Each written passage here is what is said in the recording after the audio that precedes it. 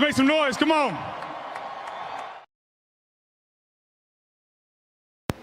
Yes, indeedy. Thank you, Nick Foles. Thank you. Welcome back, one and all, to a brand new episode, a brand new week of The Final Word with MattyB here on the Talking... No. See, it's a Rap Sports Network. I'm sorry. It's been a long weekend. Not much sleep involved. A lot of work.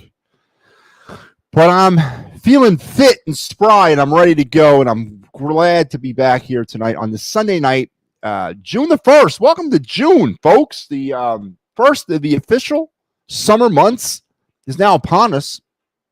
Again, you wouldn't know it if you were where I was, but I guess at some point soon, summertime will come.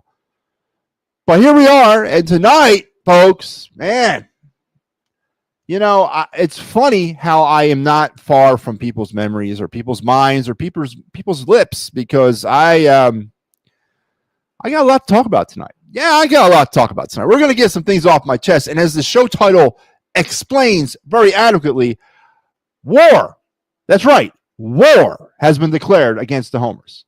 I am here to officially announce that we are no longer in a skirmish. We are no longer at odds. We are no longer at a disagreement. No, we are now at war, because the cupeth was throwneth downeth at me over the weekend by the Homers, and now I must respond in kind.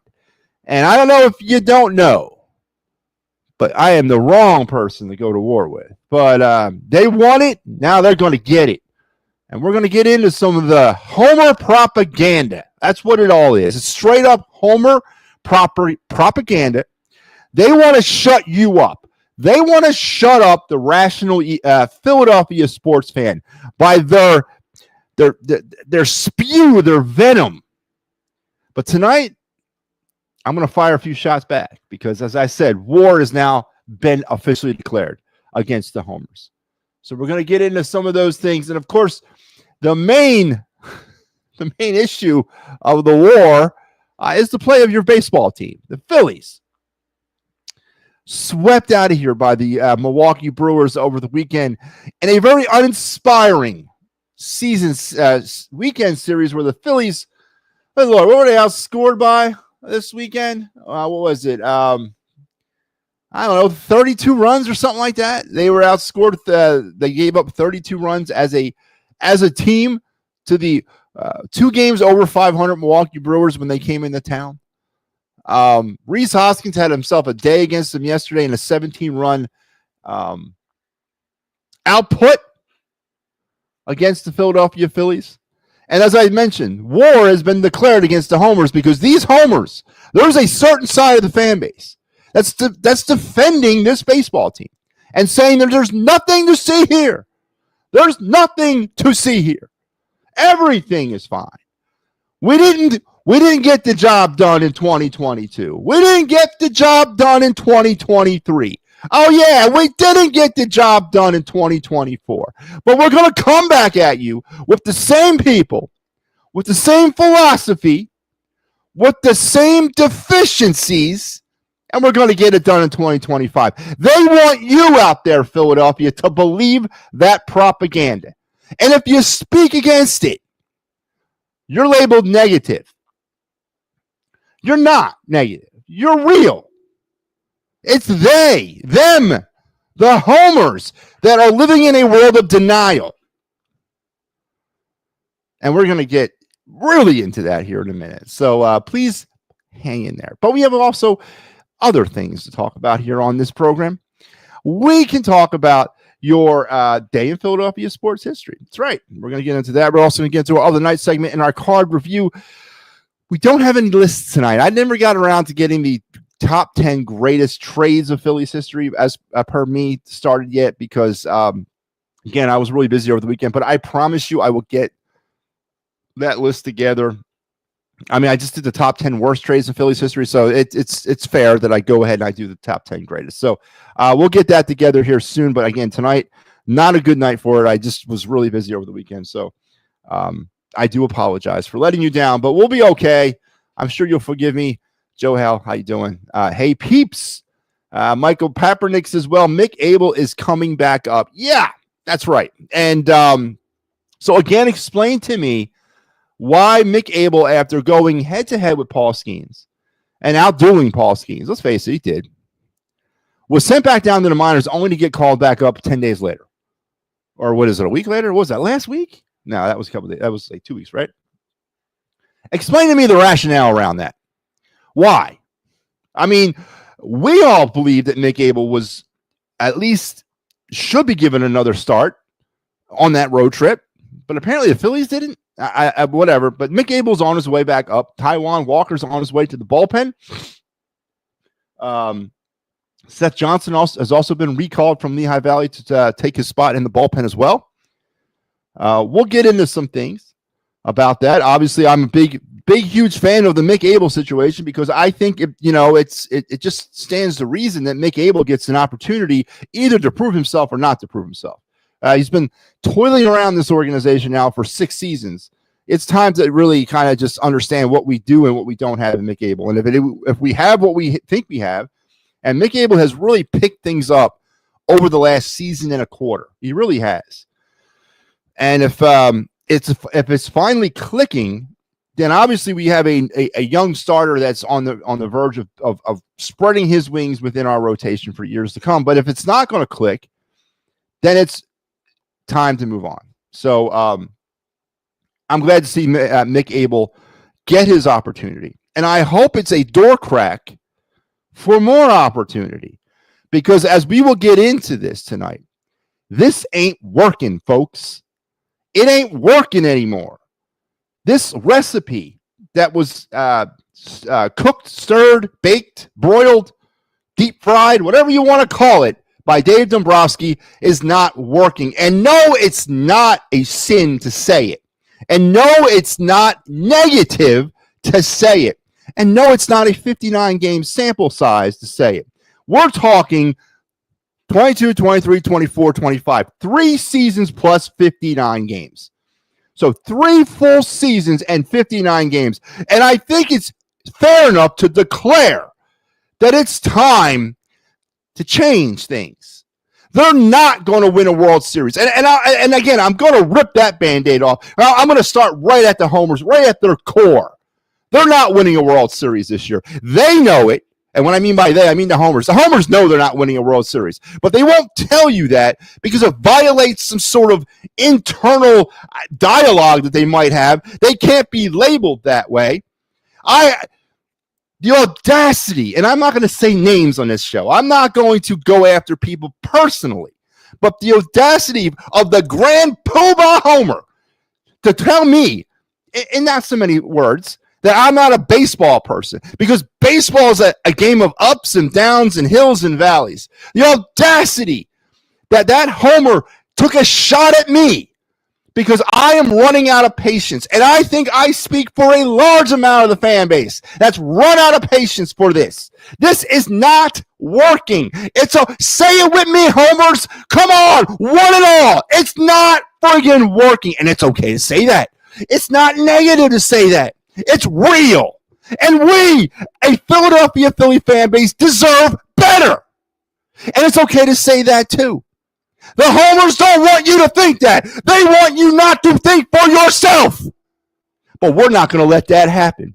Not on this show, we're not. I am at war with every homer in this town, starting right now. The gloves is off. It's on. We'll get into some of the rational conversation about that here in a minute as well. All the great things that this program has to offer here on the It's a Wrap Sports Network, and all the great people that are involved in bringing you said programming here on the It's a Wrap Network. Let's get into this. Let's continue on with the conversation. Joe Hale, hey, how you doing tonight, Joe? Steve, how you doing, my man? What's going on? Enough of this garbage. Now, Steve, please be specific. Do you mean me or do you mean the Phillies? I think you mean the Phillies. But you got to be careful, Steve. I always look at you, Steve, as a rational individual, intelligent, knowing how to pick and choose your battles and fight your battles. I've never labeled you as a homer. But you gotta be careful, man, because the homers they're all around us, man. They're like a bunch of they're cockroaches on the floorboards, man. You know, moving around in the darkness with their little antennae floating around. Let me feel things out. As soon as you flip them lights on, though, man, they scatter. I am the light. That's right, folks. MattyB is the light, and I will shine my light upon you tonight. Bring up Justin Crawford. Fuck out. Yeah, and again, I guess hopefully the Mick Abel call up. Now, an interesting question that no one's really talking about, and I know this is relatively new news, came out today. Is the Mick Abel returning to the rotation? Is it a sign of desperation? Is this team now starting to get a little concerned about the status of said bullpen or the status of said starting rotation? Starting rotation, the one constant thing that the Phillies have been able to rely upon this year, has somewhat hit a rough patch over the past, let's call it, week. They were just everybody was batted around over the weekend. I guess Ranger had a really good start today. Bullpen let him down a little bit. Offense let him down a little bit as well.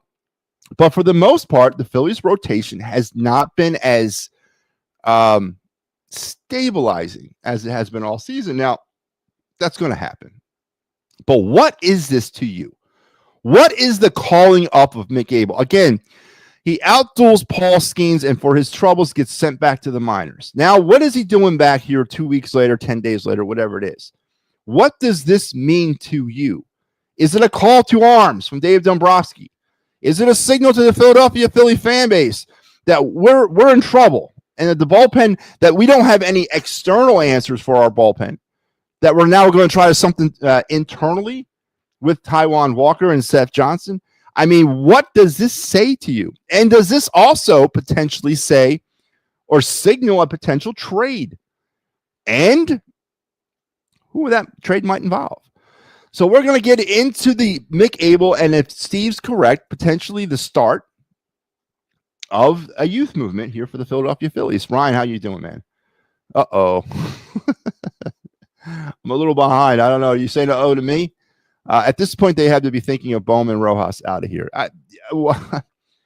And from your lips to God's ears there, Steve. I agree. You can toss Marsh in there as well. Let's toss Brandon Marsh in there. Because if you're going to ask me if I want to get rid of, and I guess it comes down to who I get better trade value out of. I mean, do you get better value out of Rojas than you would Marsh? Probably. I think Marsh is damaged goods, and everybody knows that. So I guess we're stuck with Marsh. Would it be a platoon rotation of Justin Crawford and Brandon Marsh? Because you obviously got to look at trade value. But absolutely. Joe says Mick Abel is here to stay. Yeah, I mean, you got to look at the situation. Is the Mick Abel call up as well? Maybe another. What does that mean for Aaron Nola? Is there something long term here that we're not seeing?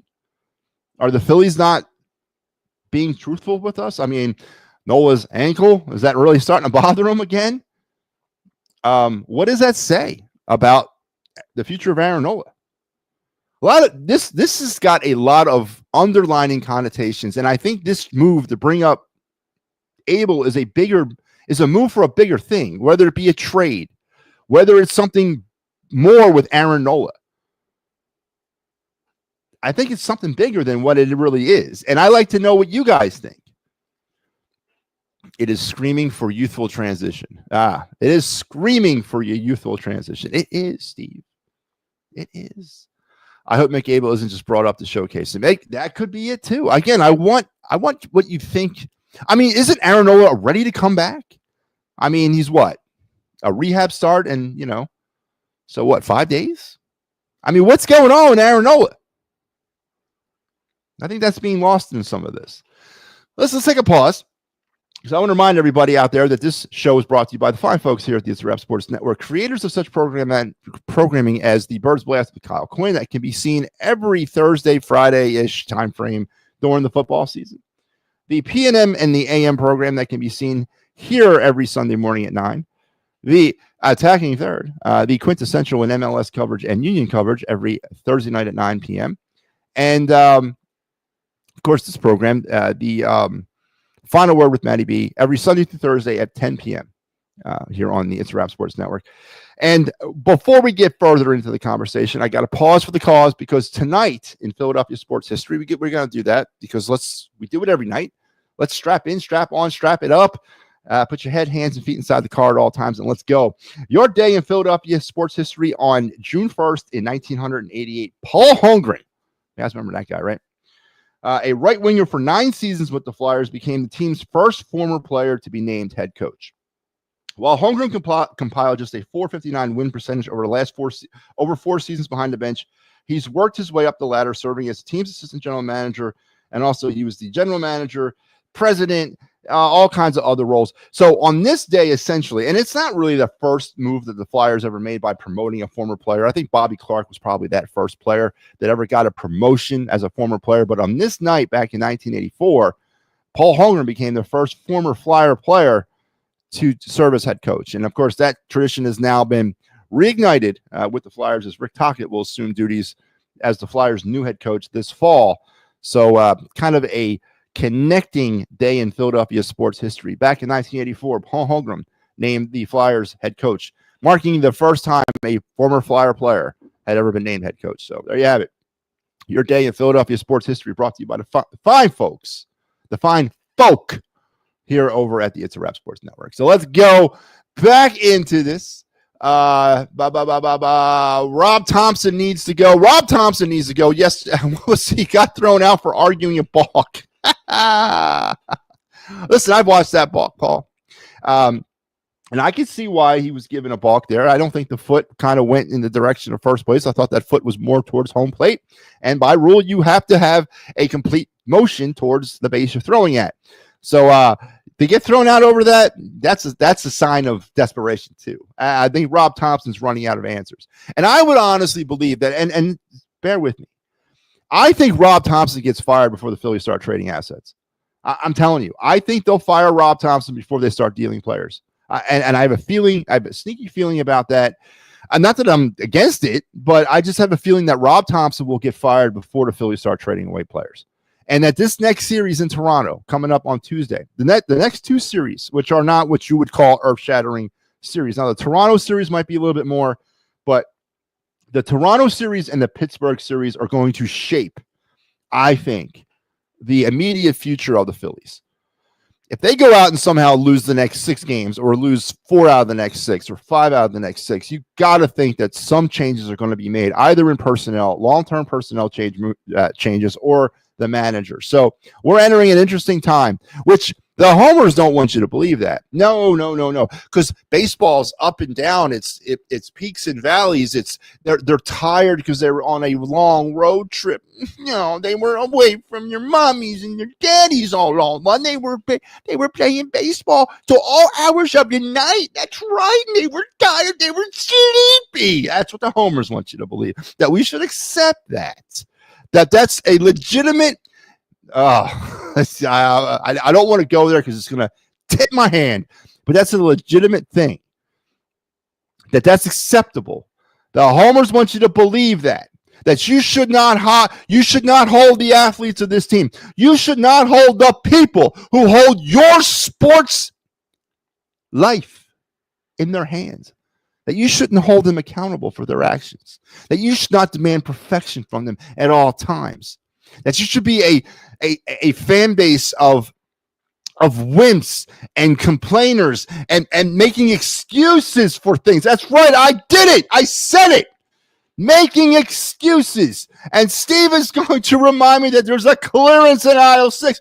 Steve, whatever do you mean? What does clearance in aisle 6 mean? What are you referring to? Oh, I think I know what he's referring to, ladies and gentlemen. That's right, because here on the Final Word on the It's a Wrap Sports Network, we are proud sponsors of Big Al's Excuse Emporium. That's right, Big Al's Excuse Emporium, serving the Delaware Valley since the summer of 2024. Join Big Al at his Excuse Emporium if you are having problems dealing with your Philadelphia sports reality, you don't have to, because at Big Al's Excuse Emporium, we got you covered. We got you covered from long road trips. It ain't the team. It ain't the team's inability to drive runners in scoring position. No, it's because they've been on the road for 2 weeks. That's right. Aisle 5. We've been on the road for 2 weeks. It is not the team's inability to get runners that are just on base, not necessarily in scoring position, but on base. It's not the team's inability to get those runners home. No. It's because they've had to wear shower shoes in the shower for the last 2 weeks. Here at Big Al's Excuse Emporium, we got you covered from soup to nuts when it comes to dealing with your Philadelphia sports reality. That's right. Big Al's Excuse Emporium. Bring the kids. That's right. We got them all. We got bouncy houses, hot dogs. We got water rights. We got it all for you. And if you mention MattyB's name at the front door, you get a 25% discount. So come on down. Tell your neighbors. Tell your friends. Big Al's Excuse Emporium. Come down today. There you go. Steve, you wanted it, so I gave it to you.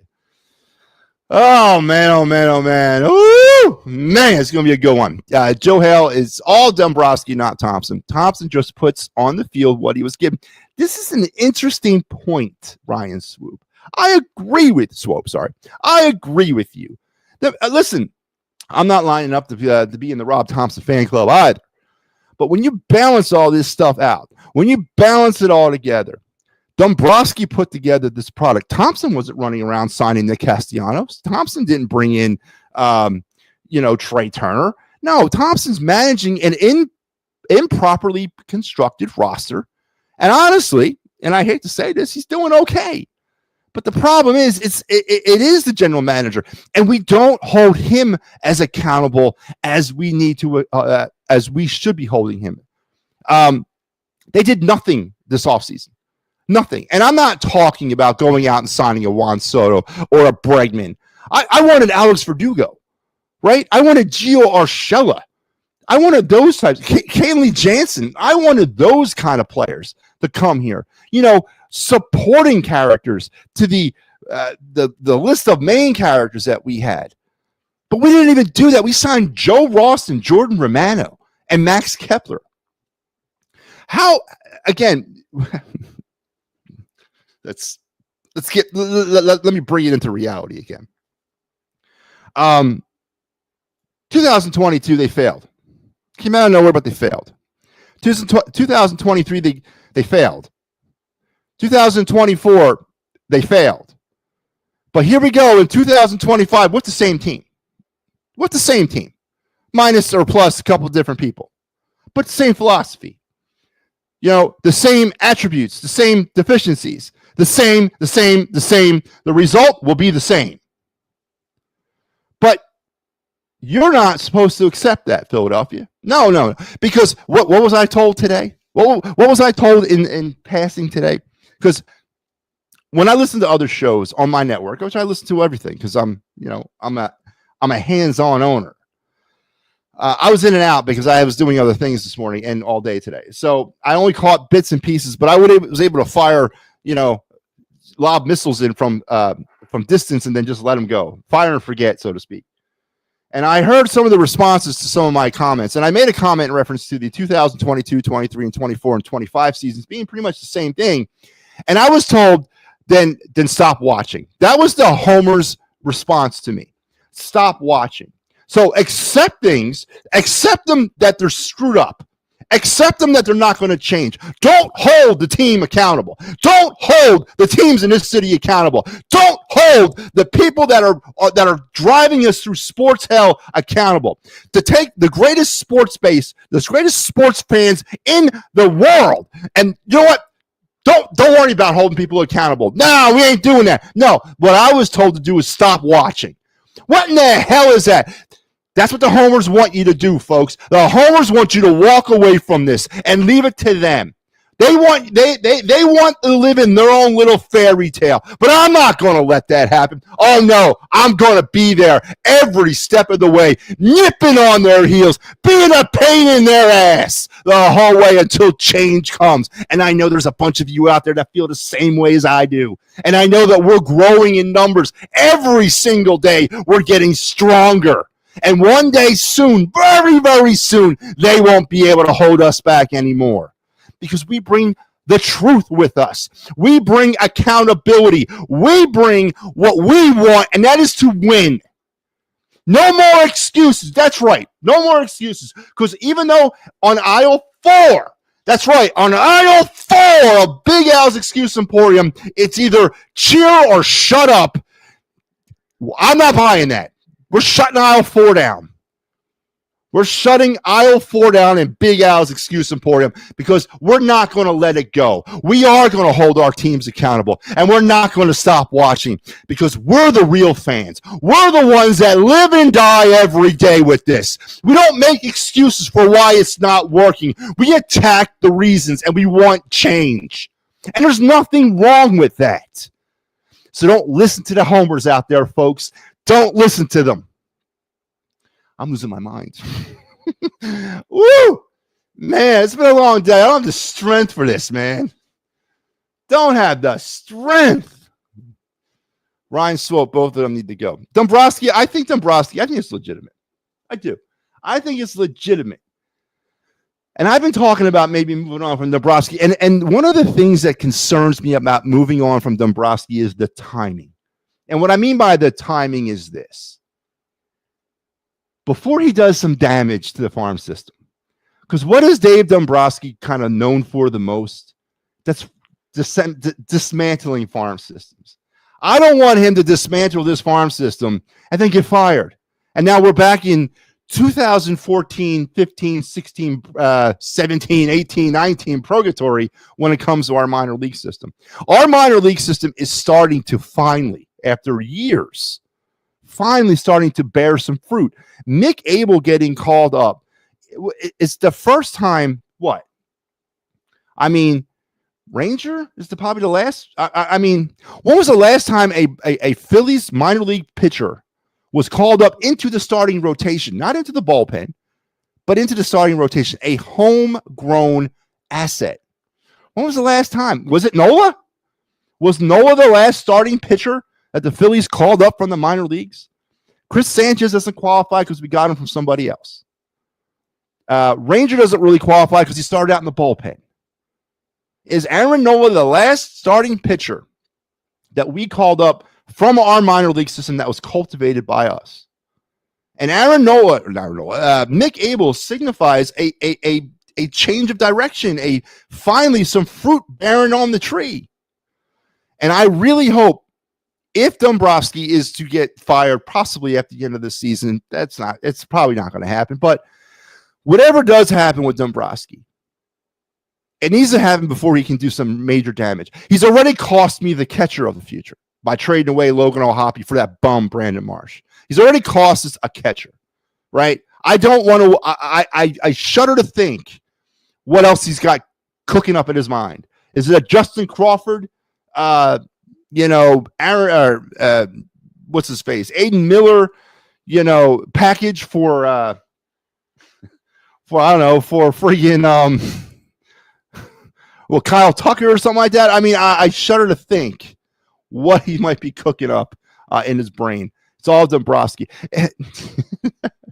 Well, no, it's not all Dombrowski. Come on, Dave. Listen, Rob Thompson does hold little responsibility here. Fire Thompson. Listen, and you're right. I would like to fire both of them. And can Bobby Abreu come back, please? The type of hitter is needed here. Always did the right things as a hitter. He always hit 2 times the amount of doubles to homers, but still hit for plenty of power. But hitting first was his focus. Bobby Abreu is like 70 years old, man. Why the hell would he come back? But I think I understand you're looking for a Bobby Abreu type of hitter. Trey Turner and Weston Wilson had big errors. Yeah, it was a bad game. It was a bad inning. Everybody looked at that seventh. Was it the 7th inning? Again, I watched the game kind of in passing. The Phillies kind of lost it there in the 7th, right? But What happened to the offense throughout the rest? They scored their runs in the second inning. What happened to their offense the rest of the game? Where was their offense the entire game? I want to know. And by the way, continuing on my rant, which I, of course, this is my dime, and I can use it any way I see fit. Also, let's go over some key numbers here. All right. So offensively, and I've said this to you guys before, I don't think the problem is the bullpen or the starting rotation. I think the problem is the offense. And I've thought the problem has been the offense for years. And just to kind of talk some numbers for you right now. After today, the Phillies are batting .256 with runners in scoring position. The Phillies are averaging 7.4 runners left on base a game. A game. 7.4 runners a game are being left on base by the Phillies. They're striking out actually really well. They're one of the lower numbers that I've seen in a long time. They're only striking out 7.8 times a game. Still quite about 8 times. What was the other number I want? Oh, yeah. And then they've scored 275 runs for 4.6 a game.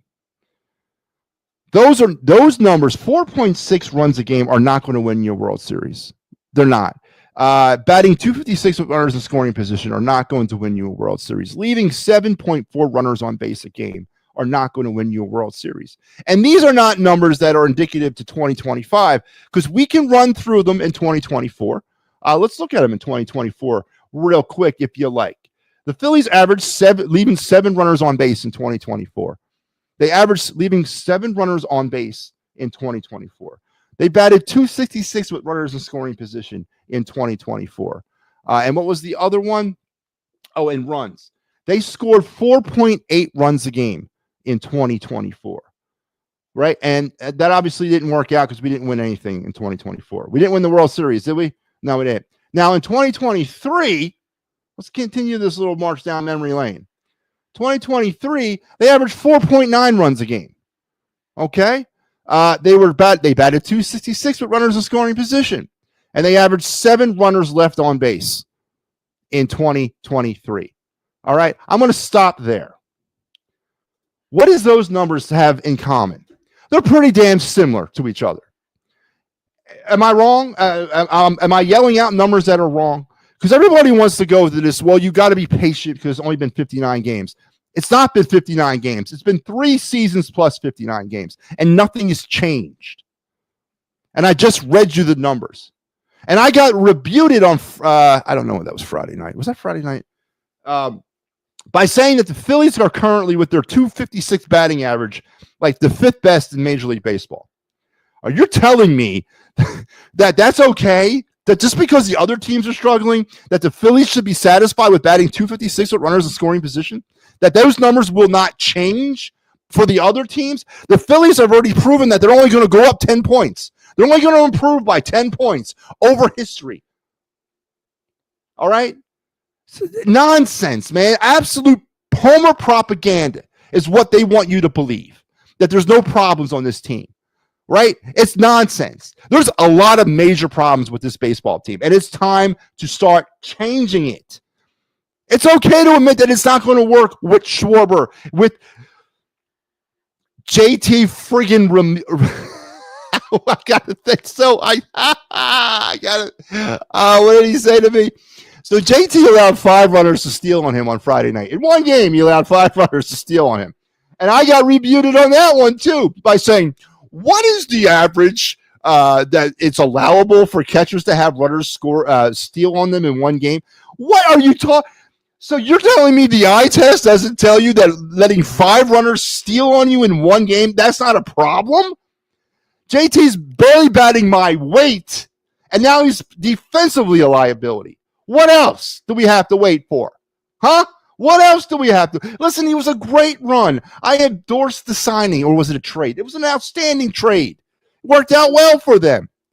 But we screwed it up by letting Logan O'Hoppe go, and now we're stuck with JT and no other catcher prospect that's at least 3 or 4 years away.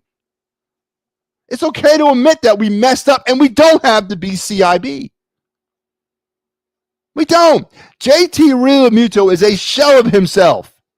It's okay to admit that. But now what are you going to do to fix it? Homers want you to turn the blind eye and say, no, you're being too impatient. Even though he has not really batted at all over the last, year. And now defensively, he seems to be a little bit of a liability. That's what homers want you to believe. Put your head down, shut up, and color. Is what the homers want you to believe. That's not going to happen on this program. Oh, no. Oh, man. Where did I start with? Where am I at? I forgot where I'm at. All right. I'm confused with batting Stott like 7 or 8 in a lineup against lefties and not first really makes a difference. Michael, listen. First, the good news story about the leadoff situation. They finally got Kyle Schwarber out of there. I've been calling that one for years. And they finally listened to me. And they got Kyle Schwarber out of the leadoff spot. I don't know if you can take small steps with this and just take small victories and hopefully it leads to a greater victory. But now we have a carousel going on up at leadoff, right? What's the numbers lately? Okay, let me tell you the numbers right now. So far this season, Turner's led off 17 times, Schwarber's led off 9, and Stott's led off 33 times. I honestly, and I still believe this, I think Stott's the leadoff hitter. No, not leadoff. I'm sorry, Turner. I think Turner is the leadoff hitter. I do. I know he's not when given opportunities, but he's only been given a few opportunities. I honestly want them to put Trey Turner as leadoff. I really do. I think he is a leadoff hitter. But the problem is Stott is a 7 or 8 guy, and then not against lefties. Wait, what's it? I'm confused with batting Stott like 7 or 8 in the lineup against lefties, and not first. Really, no, I disagree. I don't. I think Stott's a lower lineup kind of guy. I don't think he's a leadoff guy. I don't. This roster's this batting lineup is not constructed correctly. It's not. And you can look at Stott and Turner being the same type of prototypical players with a very same hitting profile. And maybe we don't need both of them in the lineup. Or maybe we would be best served with one of them batting at 8 or 9 and the other one leading off because you would get some, maybe type of activity at the bottom of the lineup leading back into the top of the lineup. I don't agree with Stott leading off. I don't think he should lead off. I don't. I don't think he's a leadoff hitter. I think Turner is the guy. Crawford is seeing AAA teams for a second and third time, and he's only improving. There's no questions left to answer. Yeah, there is a question left to answer, Steve. When?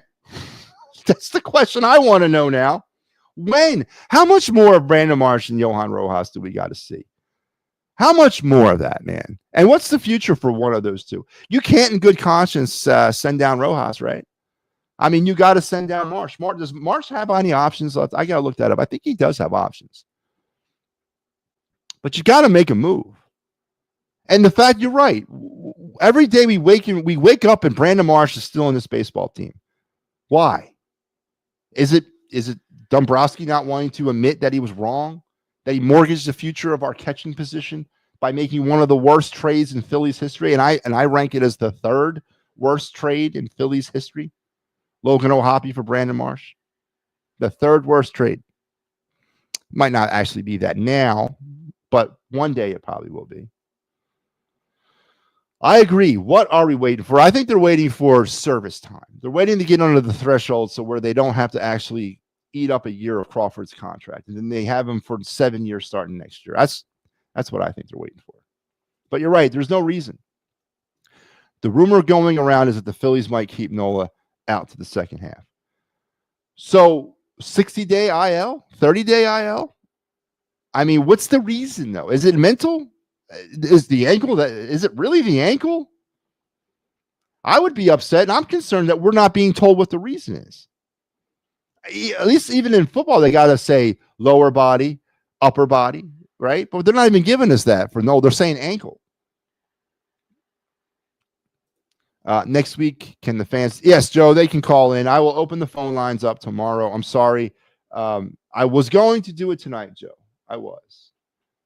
But we got, I'm too deep into my delirium right now. So I wouldn't probably be a good phone caller person tonight. But yes, tomorrow we will open the phone lines. We are opening phone lines here on the Final Word. For those of you that don't know, we're going to go WIP on this bad boy. I will throw out the show link to the StreamYard onto the little chat thing, and you if you want to, you can chime in. You don't need a camera, but you need a microphone. If you want your camera, go ahead, but you don't need it. But you need your microphone. So we're going to open up the phone lines. It's going to be a regular part of the show starting tomorrow. I promise, Joe, starting tomorrow. Hey, what's up, Al? How you doing?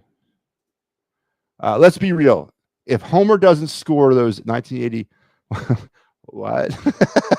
I know what you mean. If Homer doesn't score those 1980 Cup final goals, I bet he doesn't get as much leeway with the organization as do much damage as he did. Yeah, he really friggin' screwed everything up, didn't he? I don't know. He was a good player, man. American hockey player from Minnesota. He's come up through the USA developmental program. Awesome hockey number 17. I mean, I don't know, man. I think people are a little too hard on Paul Holmgren. I mean, I don't know. I thought he was a decent player. Terrible executive, but you're right. So they have Larry Boa hanging with him now. Hot seat. So they have Larry Boa hanging with him now. So is Larry Boa shadowing Rob Thompson? Is that correct? I did not know that. Is he in the dugout with them? I made a call for Larry Boa a few weeks ago. I don't know if you guys remember this. I said that Larry Boa would be the perfect manager to take the team for the rest of the season. Not long term. He doesn't have the health to do that. But long term, I think Larry Boa is the perfect manager that we need right now. Talk about accountability. Woohoo! Now that might be a little too much for some of these prima donnas to handle, but no, I'd be down with it. The fans giving Robbie a standing ovation for getting ejected was mind-boggling to me. No, it wasn't. It was perfect. It made perfect sense to me. And you know why? Because it proved that Rob Thompson had a pulse. You know, obviously, and I think Al said it this morning. You know, and I was reminiscent, and I thought of this before too. And I was reminiscent of the scene in the movie Hoosiers where Gene Hackman's going crazy on the sidelines, and he goes to the ref.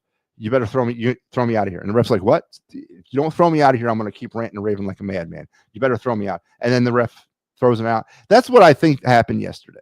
I think Rob Thompson came out and said, it's time for the players to see that I'm alive and not just a walking corpse. So I'm going to ask you to throw me out of here. Because I'm going to get ejected for arguing a balk call. That makes no sense, man. In what, the third inning?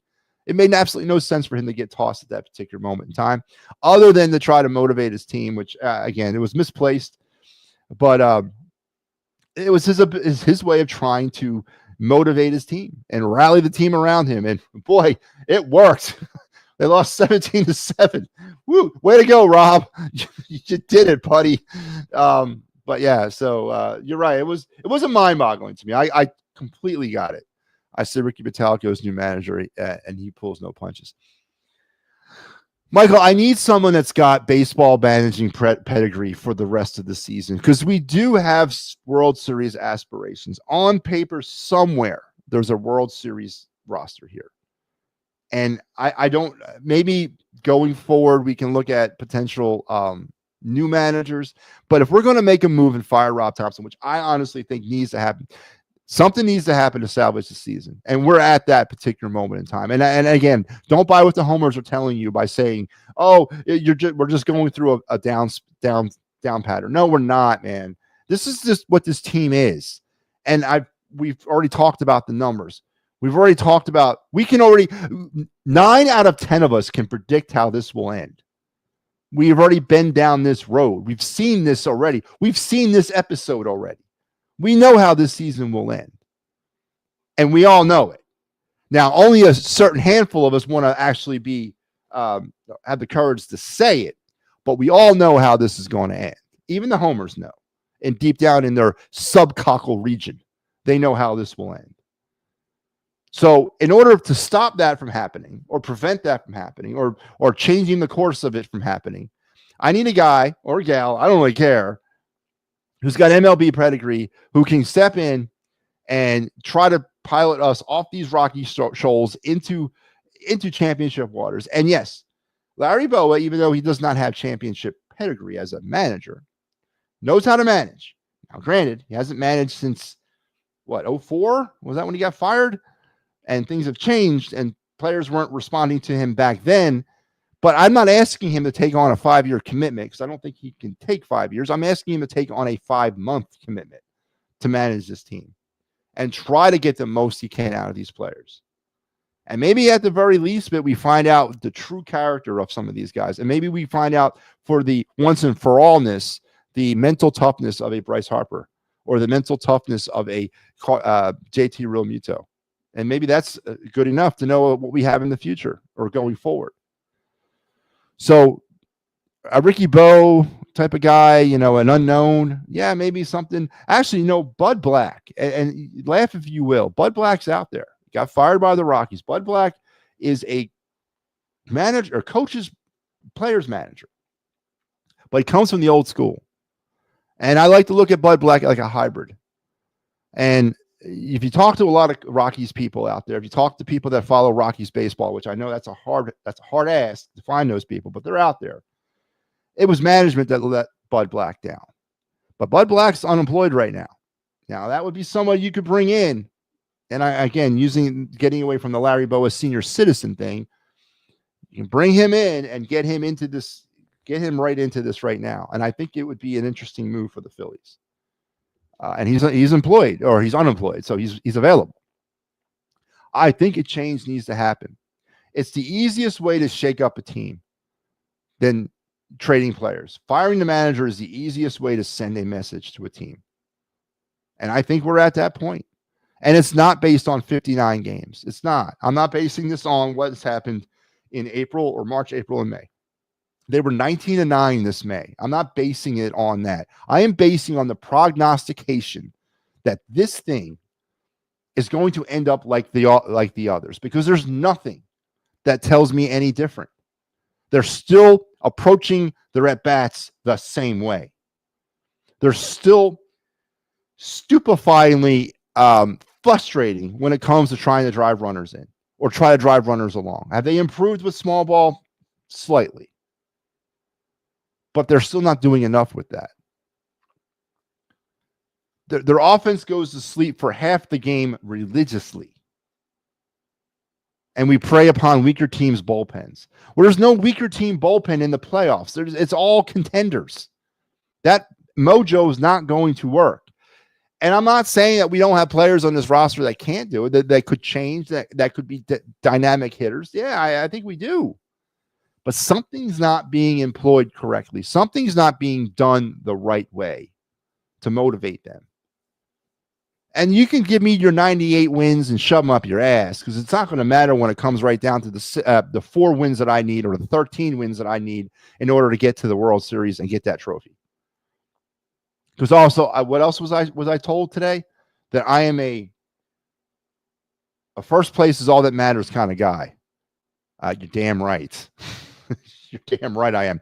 And I thought, coming from this city, coming from the fan base of this city, that's what we all were.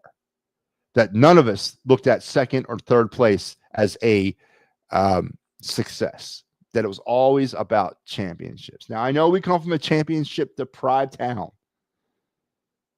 But now we've apparently homers have accepted that and are taking solace in finishing third or fourth or second.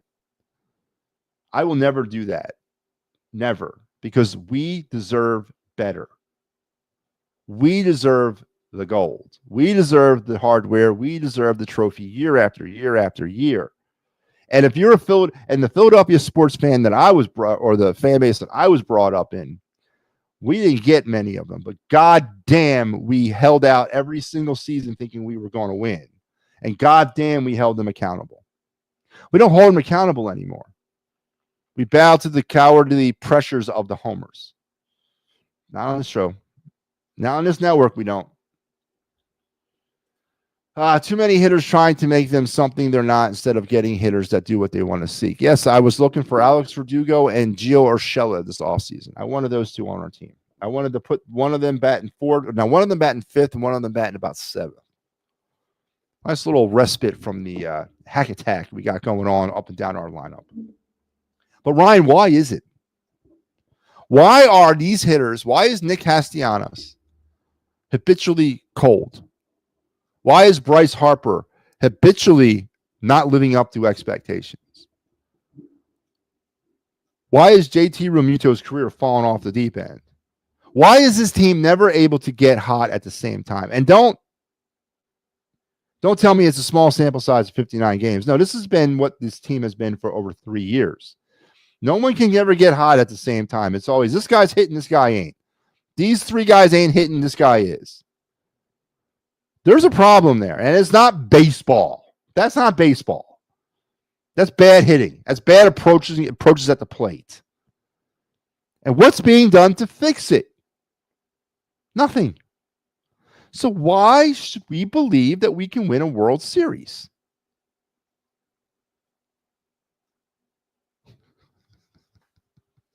Huh? I'm going to start charging for these. I don't know what you're talking about.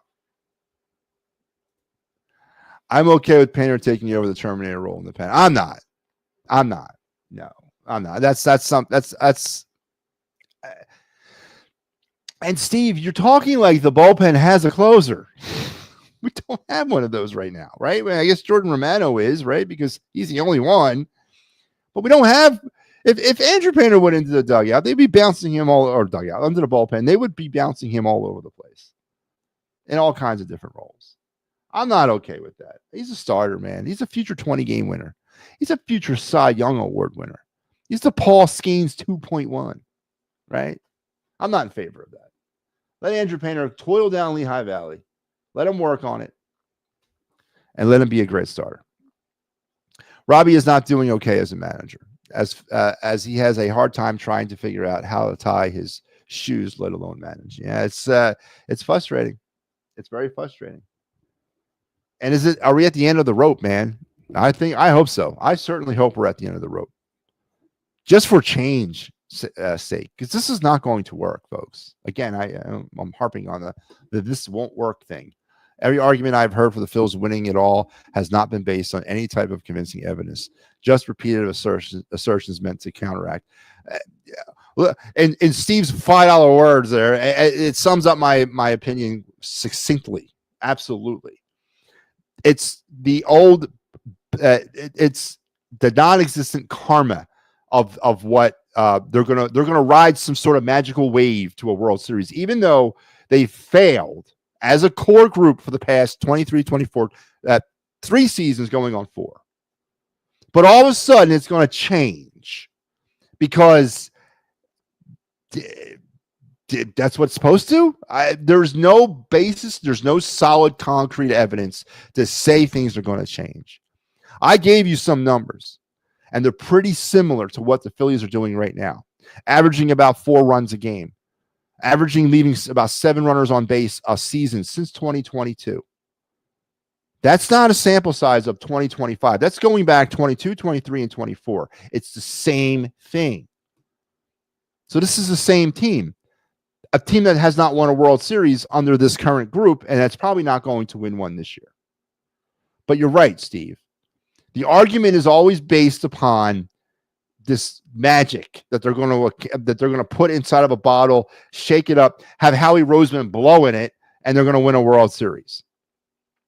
But it's not based on anything other than that. You cannot sit down and tell me how they're going to take 4 point some odd runs a game and turn that into a World Series winning team.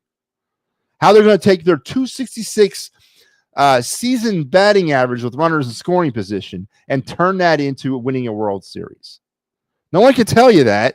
They can just tell you that they're a good team, they're a championship team, but there's no way to prove any of that. And as far as the championship team stuff goes, isn't there only like 2 players on the roster that's ever won something? Schwarber and Turner. Aren't they the only 2 that's ever won a World Series that's on this roster? What kind of championship team is that? Yeah, you hear that, Al Safiri? Matty just nailed it. What did I nail? You gotta be more specific. I can call it eyes wide shut approach. Or I could call it, Homer in a bottle, right? Homer in a bottle. Just mix well and open it up and pour it out. And it's going to make all your dreams come true. Right? But it's not based on any kind of concrete evidence. They're going to throw this crapola at you like it's 162 games, hills and valleys, peaks and peaks and whatever. And it's correct. And they're going to toss out things like, well, they're going to win 100 games. And what do you do with the other 62? I get all that. Or baseball is a game of 30% efficiency and greatness, whatever. I understand that stuff. But when you're looking at the product that this baseball team has given you over the last 3 seasons, it's been the same thing. And that has not equaled to a World Series.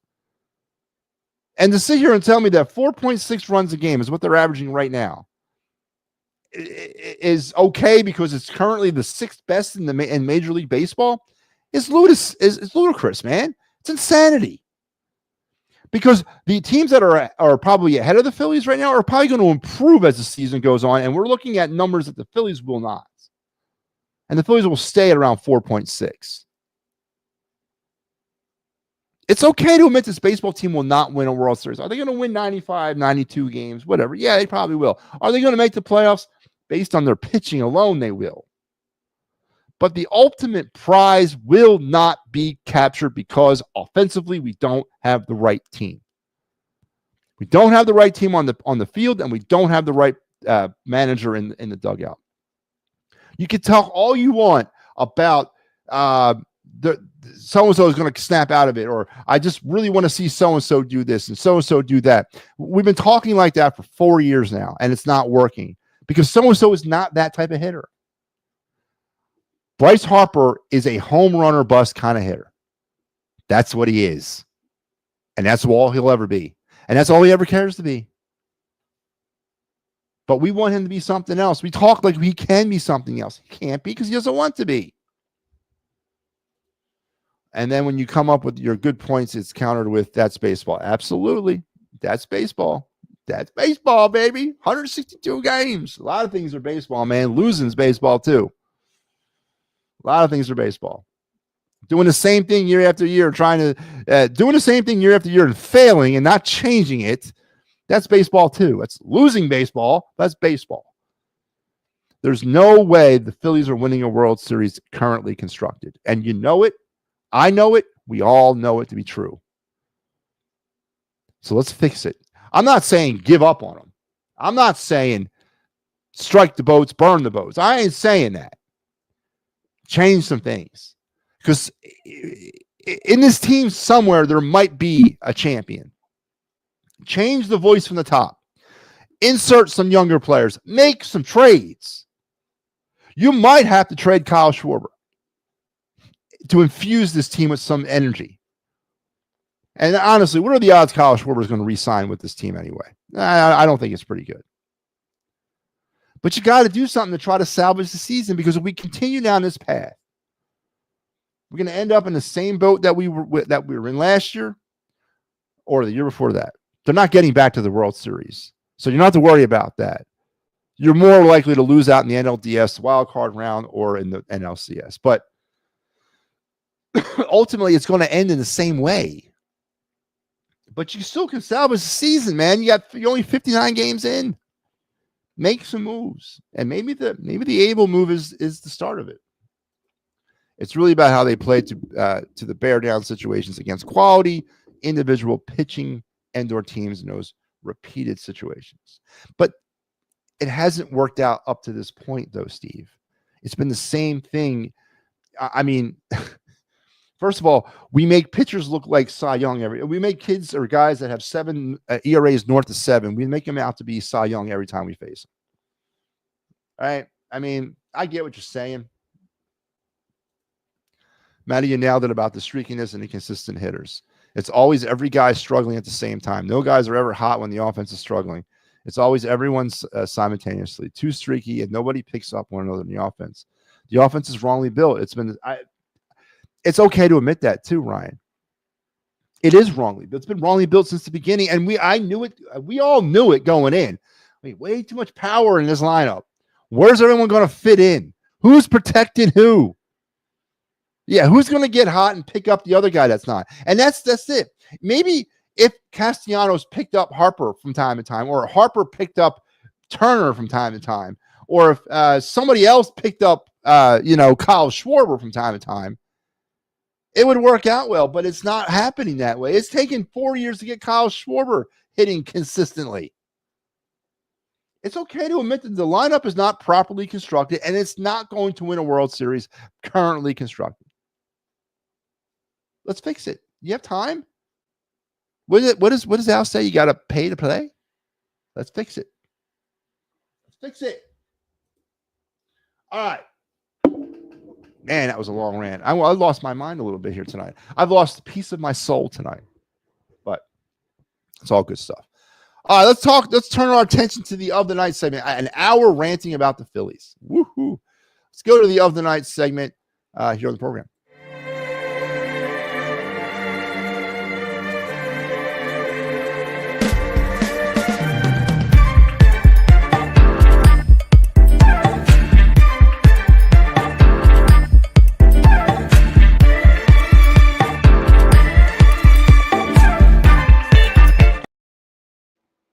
Yeah, the other night segment here is we're going to go back into the world of the 2025 NHL draft. We've touched on a lot of players up to this point. The draft's coming up at the end of the month. God, I can't believe it's already here. So we're coming down the finish line. Now we're pretty much talking about players that are not necessarily first-round players, maybe high second-round type guys, but players that could still be in play for when the Flyers are selecting at their very abundant numbers of prospects and picks that they have to select. And tonight's 2025 NHL prospect is 5'9", 161-pound center from the Arizona State Sun Devils, Mr. Cullen Potter. Potter is a small but talented and extremely fast player who uses his electric speed to put defenders on their heels, back them off, create opportunistic chances, get out in transition, and jump onto loose pucks. He's a fun player to watch with the ability to go inside and out and outside and in on players. So he's a smaller, I'm not, please take this the right way. I'm not telling you this is Martin St. Louis reborn. I'm not saying that, but this is that type of mold. That Danny B is the kind of player that he is. A smaller, compact, quick centerman who's an energy guy. Mid-second round pick. Damn right, I take a shot on this guy. We need centers on this team, and I need energy, and I need electric players. And taking a kid like Cullen Potter, who projects out to be, maybe a third line centerman. I don't see him down there on the fourth line, but a third line centerman could also be a valuable, maybe a power play 2 guy, quarterback in that power play on the second unit. Project guy, 5'9". Obviously he's not going to win many battles in the corner, but I'm not going to ask him to. I'm going to ask him to take a lot of that work in open ice. So Cullen Porter is your draft prospect of the night. This year, Mr. Potter played for the Arizona State Sun Devils, 35 games, 13 goals, 9 assists for 22 points. He did finish with a -1. Also some time with the U.S. national team program, 16 games, 8 goals, 8 assists for 16 points. So, definitely a work in progress. He's not a day 1 contributor. He's probably like a year 4 contributor, but, stash him in your system. He's probably going to go back to college at least 1 more year and go from there. But I would definitely take a mid-second round pick on this kid. I need centermen. I need playmakers, man. I need guys that can stretch the ice. And Cullen Potter projects out to be that. And again, not first round, maybe mid-second at the most, right? But there you have Cullen Potter, your 2025 NHL draft prospect of the night. And that was the of the night segment, doing what we got to do. This team doesn't need an overhaul, but to think they don't need a tune-up and some semi-expensive repairs, they're stoned. Steve, I agree. But listen, I don't think you can overhaul in season anyway, even if you tried. And you shouldn't, because I think the Phillies got players. They do. Something's missing, man. Someone's here that doesn't need to be here. Someone's not here that needs to be here. I don't know. I don't know the answer to it. All I know is that if this day in sports doesn't include the Phil's top 10 comeback in like 8 days, I wouldn't be in shock. All I know is if this day in sports doesn't include the Phil's 10-run comeback in like 8 days, I know what you're talking about. I'll take a look at that. Everyone is better than Coots. That's a random hate speech there, Joe Hale. We're just going to go all the way out and just start attacking Sean Couturier. We need another impact player, and the top 6 forwards have to. Yeah, but again, we're talking impact. When are we talking impact, Steve? We talking impact today? We're talking impact in October? We're talking impact 3 years from now? You guys know NHL draft picks are probably the more fickle of all the sports when it comes to cultivating these kids. It takes a long time. If we're talking top 5 picks in the draft. After that, it's all about development. It's all about how long it's going to take someone to go from wherever they are in college or junior hockey to the NHL and what they are going to be when they get there. Potter, to me, is a mid-second round prospect that he may not see the light of day of NHL ice for at least 5 years. But maybe 3 years, maybe 2 years, who knows? But skating, open ice ability, power play quarterbacking. I could see a kid like that quarterbacking the second power play unit. I could see a kid like that being involved in trying to maybe be a facilitator to a Mitchkov or a facilitator to a TK. You know what I mean? And he's got that, I'm not comparing him to Martin St. Louis or Danny Barrera, but definitely has that build and that kind of same style. You know what I mean? I hope Denver Barkey plays older than he looks. Denver, what is he, man? He's 19, right? About 5'5", 107 pounds. Looks like he's about 17 years old, man. MattyB, Mike, what's going on, brother? I will walk home if the Pirates lose this game. I know what you're talking about. Ricky is watching. Hello, Ricky. What is up? All right, let's move on to our final segment of the night. Most anticipated segment every single show. It's MattyB's card review.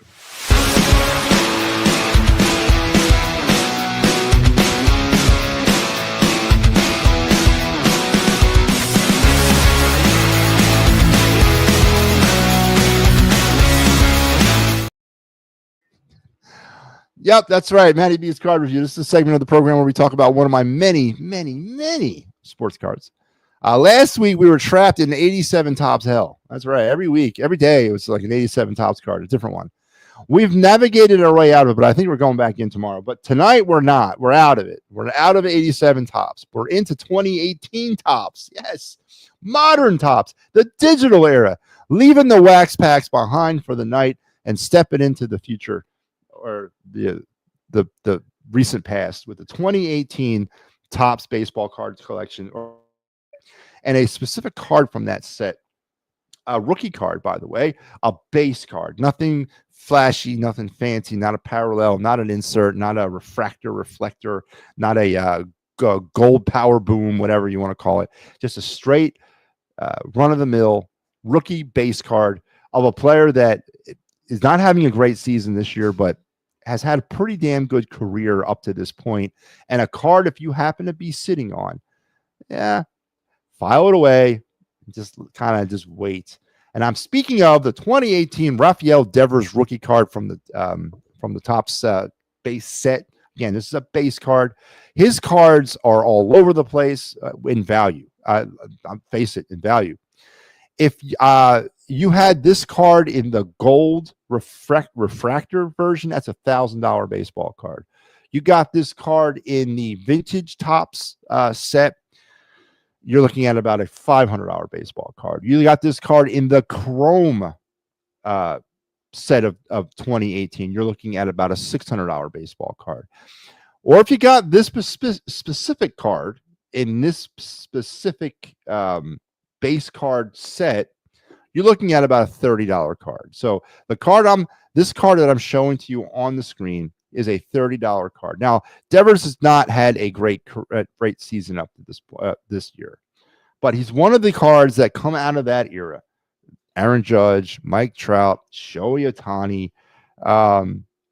they're the heavy hitters of today. These are the cards that 20 years from now are going to be what you're looking at making major financial investments to acquire.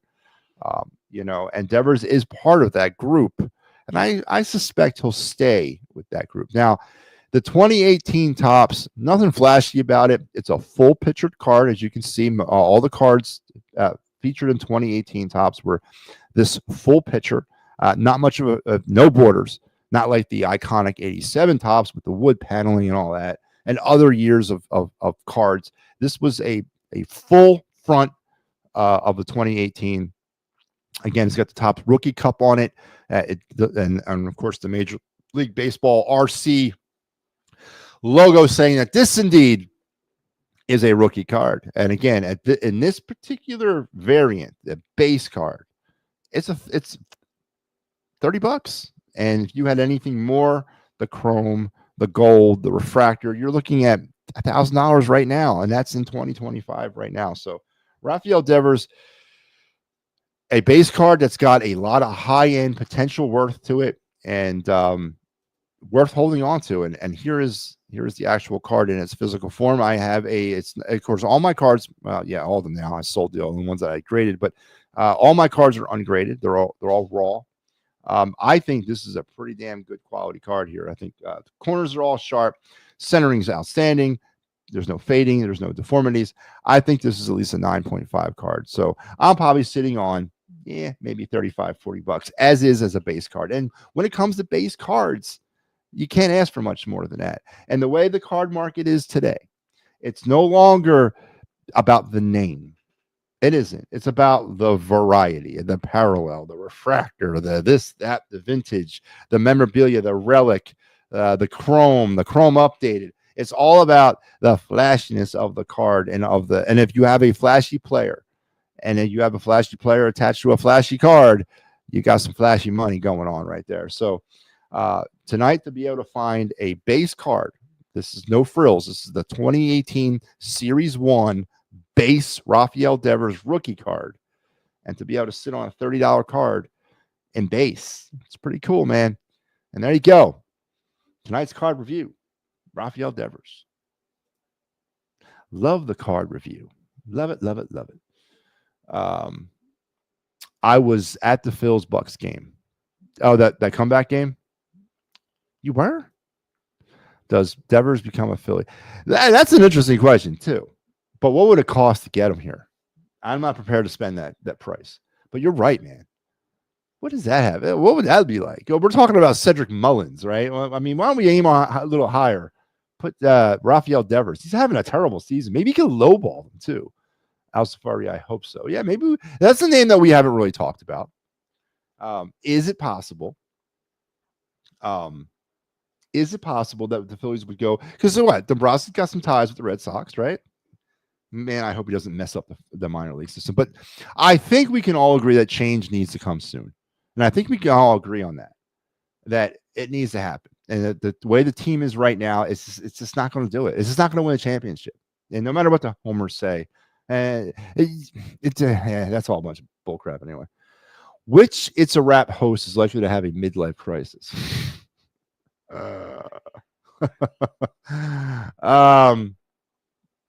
Well, I don't know how many of them are at midlife. I mean, I know I'm over 50. Mike, you're right behind me. Al's like in his early 40s.